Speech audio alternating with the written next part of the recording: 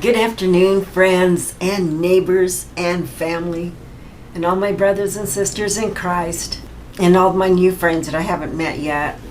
Thank you to all you newcomers for stopping by. I really do appreciate you being a part of our circle of trust. At least I hope you'll become a member. It's 3:33 p.m. Doo-doo-doo. It is August 5th, 2020. My numbers follow me all the time. Look at that. Check it out. 333. Wow. Right down here. See this? 333. Awesome.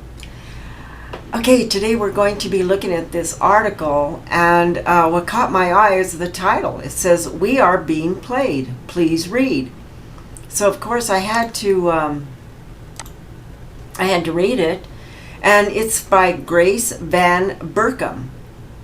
She posted on June 9th, and it states, she also updated it on June 29th as well. So let's read. What I am about to share will be affirming for some and shocking for others. As many of you know, I have been extremely dedicated to investigating what has been happening in the world on so many levels since March. I need to fully understand why so many things have not made sense to many of us. And I researched everything daily to look for answers and to educate myself. I have uncovered many things, and what I am sharing with you today is the biggest thing I have uncovered that proves that COVID was planned and executed. This is not a conspiracy theory. This is an actual planned conspiracy. These are straight up facts right from the website of the people who planned this. It is right on the web in plain sight. I need to fully understand why so many things have not made sense to many of us. I research everything daily to look for answers and to educate myself. I have uncovered many things. What I am sharing with you today is the biggest thing I have uncovered that proves COVID was planned and executed. This is not a conspiracy theory. This is an actual planned conspiracy. These are straight up facts right from the website of the people who planned this. It is right on the web in plain sight. But most people don't know it is there. And most people probably won't understand the depth of it unless someone breaks it down for you, which I will try to do today. I have realized that my job is not to awaken anyone. My job is to awaken myself. But my duty is to share what I have learned. I have thought about this long and hard, if I should share this, because I know it will be very difficult for some people to comprehend. But I feel that if I do not share, I am being deceitful and compliant. So I must share what I have found.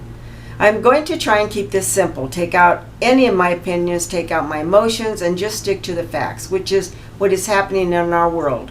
Has been planned for decades. As we know, many major inconsistencies have been coming out about COVID, especially in the last week alone. Tainted tests, falsified numbers, manipulated stats, doctors and scientists speaking out. We have lockdowns that don't make any sense, predicted numbers totally wrong. We are all aware. It is also questionable how the virus. It is, however, evident 100% that there is a virus of some sort, and it is still a mystery who gets affected, who dies, and who doesn't. Although many of us in the health profession have theories about why this happens, this is not being disputed.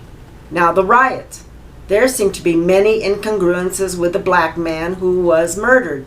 Was he really who he said he was? Did he actually die? Was that man really a cop? Did they really work together versus destructive rioters? Where did the rioters come from? Why were bricks planted everywhere? So many things being said about the situation and what is true and what is not true. Now imagine if everything we thought we saw was not true. Imagine if we have been deceived and the media and the government says you to think and feel in a certain way. Something to ponder for sure, but I would like to stick to the facts today. On a side note, have you researched who owns the mainstream media? You should, because it is all connected to what is happening here. Everything I have found here and sharing took me 24 hours to research. I have been reading nonstop to figure this all out, and this is only the tip of the iceberg. I have found information that proves that COVID was planned, thought out, and implemented as smokescreen for something else. It is not the New World Order, wipe the slate clean, and then start our new world heavily focused on artificial intelligence. So go to the website and check for yourself. And there it is, intelligence.weforum.org. Remember, their words are feel-good words designed to win us over. I will point that out below in the photos. But like I said, whether it is good or bad, it's not the discussion right now. My point today is to show you what has been planned for over 50 years. All of the data and videos on the sides are updated daily and are supporting propaganda to support the current narrative that supports the world takeover. So remember, you have to be able to understand their language and what is really being said.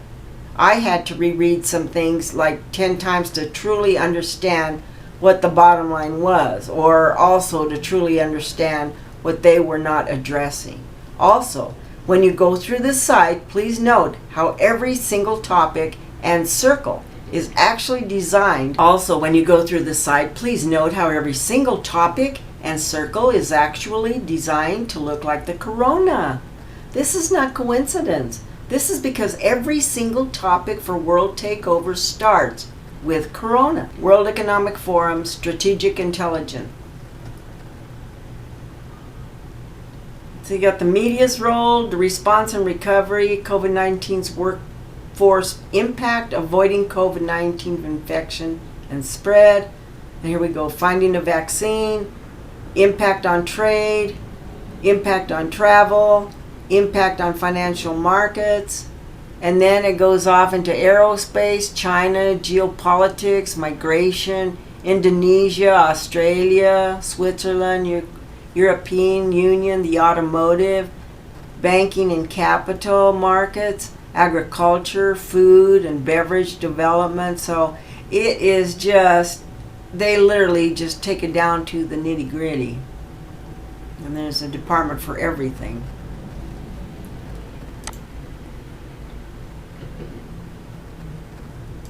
Strategic intelligence, 3D printing, 5G, advanced manufacturing and production, advanced manufacturing and production, advanced materials, aerospace, Africa economy, aging, agile governance, agriculture, food and beverage, air pollution, Albania, Algeria.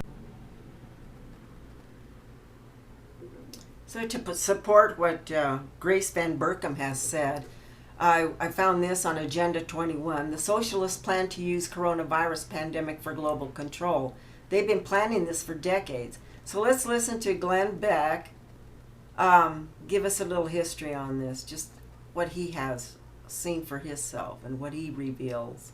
4 years after Agenda 2030 went public with their goal of bringing a global socialist government off the back of climate change, some of the very same people gathered in October 2019, just this last October, to war game on what was needed to fight a global pandemic.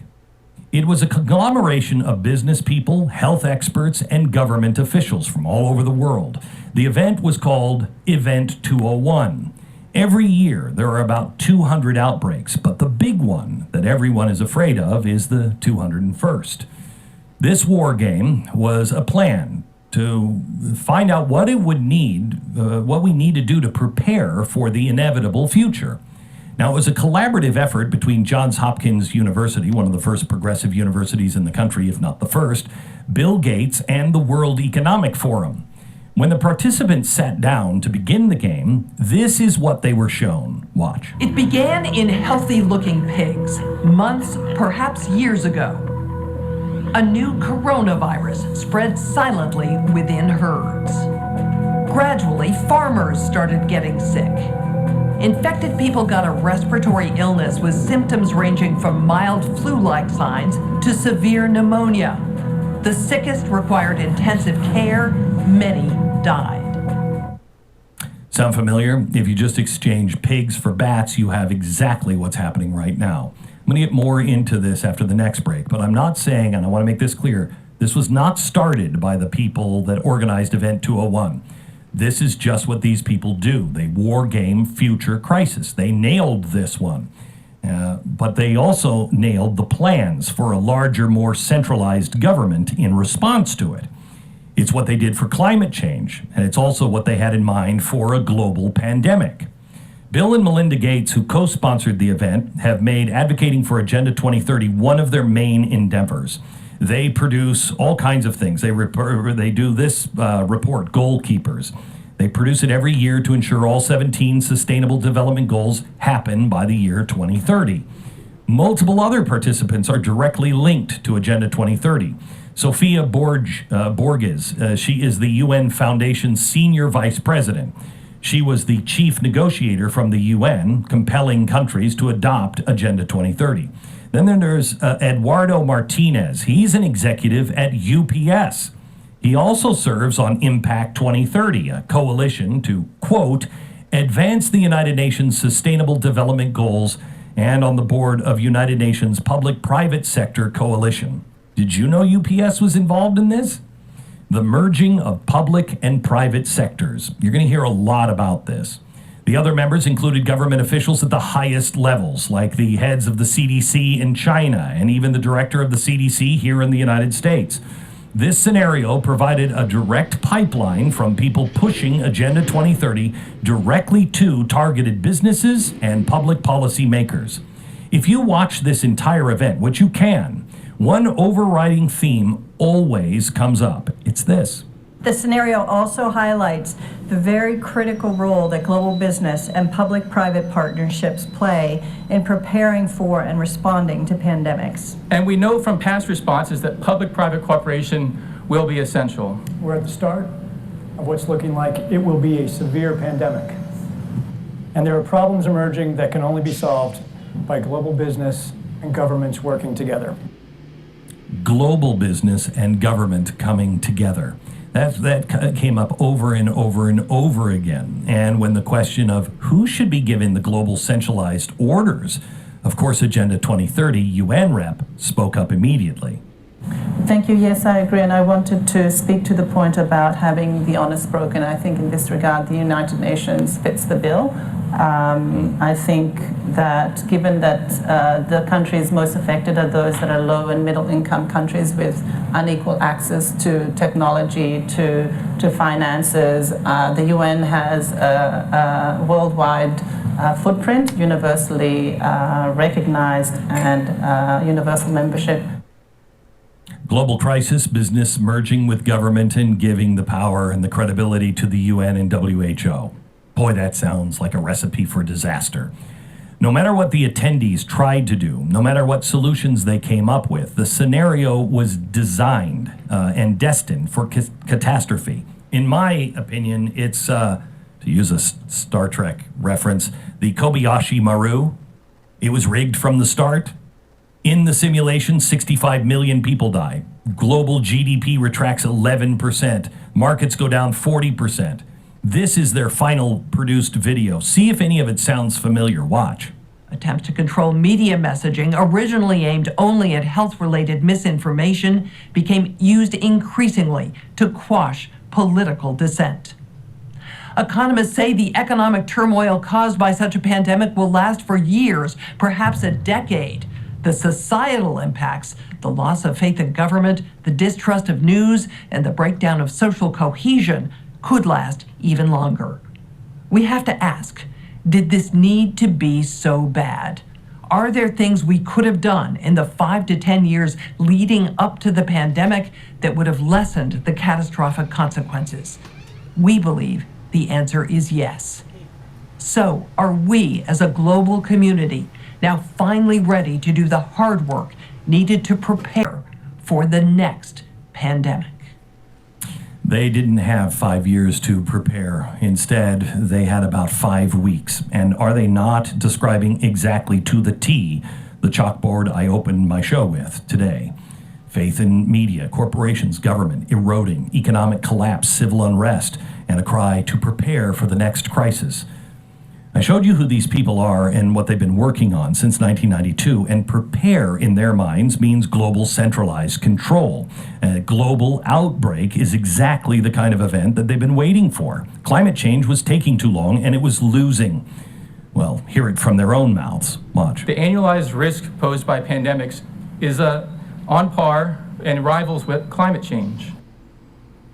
The scariest thing about Event 201 is that almost everything they predicted has come true. They predicted overwhelmed hospitals, the lack of PPE and ventilators, experimental drugs like hydroxychloroquine that would come out, everything. And their predictions will be used as ammo to push their radical agendas. I believe it is their intention to fundamentally transform the world and mold it into a centrally controlled monstrosity.